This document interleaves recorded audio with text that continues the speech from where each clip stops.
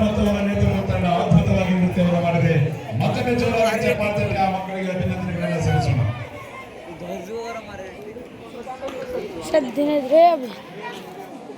ಮುಂದಿನ ತಯಾರಿ 5ನೇ ತರಗತಿ ವಿದ್ಯಾರ್ಥಿಗಳಿಂದ ರಿಮಿಕ್ಸ್ ಡ್ಯಾನ್ಸ್.